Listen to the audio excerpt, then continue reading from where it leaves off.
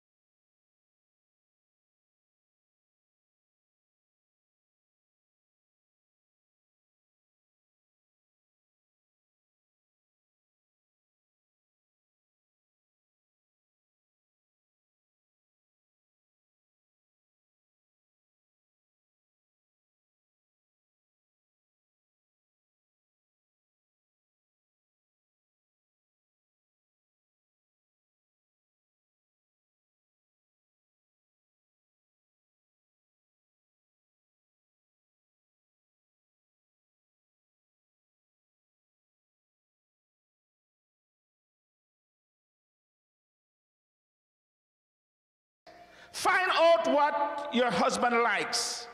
You should never look like an escaped scarecrow when going to bed. Can I say that again? Ladies, whenever you are going to bed, don't look like an escaped scarecrow when you're going to bed. Can I talk to you? If you used to wear Victoria's Secret when you were dating, don't turn to Fruit of the Loop.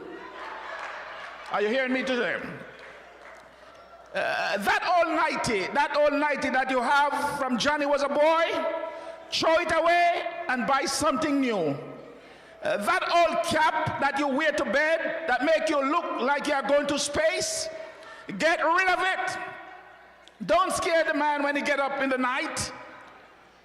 Get your hair done, fix up yourself, do your nail, and look and smell good when you're going to bed.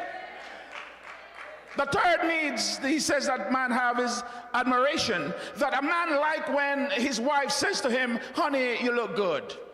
When was the last time you look unto your husband and say, honey, you look real good? Men like that. They need to feel strong and intelligent and respected. You know, respect is not a one-way street, but we must show respect to our husband, because sometimes I hear some wives talking to their husband, and I really feel bad for the man. If you don't respect him, the children won't.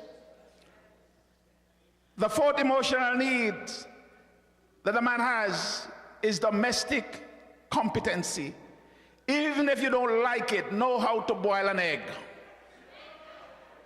Know how to warm some water without burning it up, okay? Because a man like a good cooked meal, and a man like a clean house. It is still true that the way to a man's heart is through his stomach. Fifth emotional need, recreation. Man loves companionship. So if he likes basketball or baseball, allow him to watch his baseball or his basketball. And even if you don't like it, sit with him and try to understand the game, because he would like to have a recreational companion. And the best companion that he can have is his wife.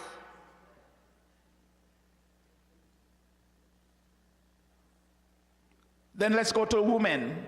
There are 5 basic emotional needs. According to Hawley, if you want to deposit into your wife's love bank, the first emotional need that women have is a need for affection. It's amazing, because man is sex, but woman is affection. Sex is not first on a woman's list. Affection is. And he's not referring to sexual affection. He's talking about inadvertent hugs and loving words, constantly showering her with kindness. You can sometimes call for no reason just to say hello, buy some flowers when it's not holidays and birthdays, write a love note, give a back rub with no intention behind it. Hello, somebody. Her second need is conversation. Second need, and this is a research that they have talked to thousands of women, and they said the second need is conversation. It seems like men don't talk. We don't talk a lot. Statistically, we are told that man, on the average day, we have 120 words per day. And women, on the other hand, use an average of 240 words per day. Men usually use up most of their words before they get home at night, which means that the wife still have 120 words to use on her husband. So men, please save some words for your wives. You communicate love to your wife by talking to her. And when she wants to talk, don't try to fix what she's talking about. Because when women talk to their husband, they are not asking you to fix what they are talking about. They are talking because they want to vent. And with the way we are made up as men, we are fixers. So once you talk something, we are looking, how can I fix this situation? And sometimes our wife does not want us to fix anything. She just wants us to listen. The third emotional need of a woman is honesty and openness. Wives are turned off by men who are not honest. Please be open and honest with your wife. Women love men that are honest. And the fourth need woman has is financial support. Do you realize that I'm reaching number 4 and there's not sex there as yet? Financial support. Even when she has her own career and her own money, she wants to know that she has a man who can take care of business. In fact, there is no greater turn off to a woman than a man who is weak, wimpy, broke, and needy. Man, you got to handle your business. And number 5, family commitment. I wish I have time. Family commitment. Because women are created as nurturers. Family is important to them. Then family should, because family is important to your wife, then family should be important to you as a husband. Do things with the family. Men, we are so busy working that we don't have time for the family. And you know the sad thing about it is that when we want to have time with the family, the children are grown and they are gone. Oprah Winfrey had a show many years ago, and this was a millionaire, and his children was there, and he asked the boys, What are some of the things, one of the most important things you can remember about your dad? And the boy says, the day when he took me to the park and taught me to ride my bike. And the dad was in tears because he says every expensive things in the world that these boys asked for, he gave it to them. And he thought one of the expensive things would have come up. The boy said, the quality time you spend with me. And fathers, we need to spend time with the family. Do things with the family. Go to recitals, ball games with the kids, help with the homework. Eat at the in-laws' house and engage in overall family life. When I saw this in-laws' house, 2 years ago, a friend of mine called me in Florida, and he says, I'm having a problem with my wife. I said, what the problem is? He says, I want to eat at home on Thanksgiving. He was married before his wife died. She was married before her husband died. They get hooked up and both of them are married. And he says, when I was with my first wife, I stay home, eat my turkey, and watch television. I'm married to this woman in Florida. And every Thanksgiving, she wants to go to her mother's house. And she says that from she was a little girl, Thanksgiving dinner is at her mother's house. And I don't go, and she's cursing me out. And they were about to get a divorce because he don't want to go over the house Thanksgiving. I told him, I says, listen, it's only going to take you 2 hours. Go and eat the turkey, say thank you, and leave and go home. You cannot destroy your marriage because you don't want to go to in-laws' house. My brothers and my sisters and visiting friends, if you're married to somebody, you're married in the family. I'm hearing this foolishness that I don't care about my in-laws, I don't care about them and this and that. Let me tell you something. When you're married to somebody, you're married into their family. You may not like them, but the reality is, if you want peace and comfort in your home, you better learn to respect them. Not only that, why would you want to marry into a family and have no relationship with them, and your children don't have any relationship with their parents, grandparents? I'm going to leave the married people alone, because before I got married, I used to be mad at pastors when they come to church to talk about marriage and family and only talk about married people. So I'm single. I have something for you. There are many reasons why people are single. Some are divorced. Some are widowed. Their mate died. Some choose not to get married. Then there are those who are looking for someone but have not found the right person as yet. The dictionary says single means to be separate, unique, and whole. Would you like to stop being whole and unique? You see the word definition which the church has adopted, that you are not whole and unique, and this opened the door to hurt, rejection, and self-hate. You are complete single. You are complete without a mate. If you're waiting for a mate to complete you, you're going to be in serious trouble, because when your mate comes, he will not be able to complete you.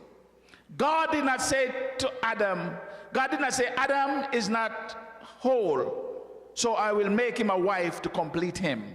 That's not what God said. In essence, God says, I'm going to make him a helper who will be compatible or suitable or like him. Another being who will complement him and be complemented by him. God made a second human being, not just for Adam to marry, but in order that he would not be alone. A lot of people are not married, and it's a choice that they have made. So stop pressuring unmarried people into marriage by asking them, when am I going to get some cake? And, when are you going to get married?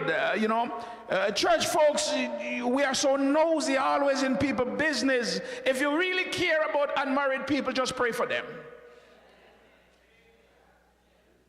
Eve was not created primarily as a wife, but as another like Adam, who would first be a companion and then later a wife. In Genesis 2 and verse 18, God did not say it is not good for a man to be single. So, no, he said it is not good for the man to be alone. Singleness does not mean rejection. Singleness is neither a stigma nor a social disease.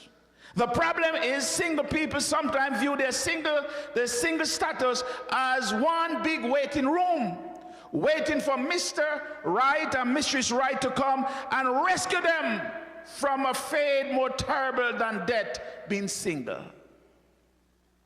We need to understand that God does not advocate one lifestyle, marriage, and those who miss out, they get second best, called singleness. Marriage is great, but being single is also great.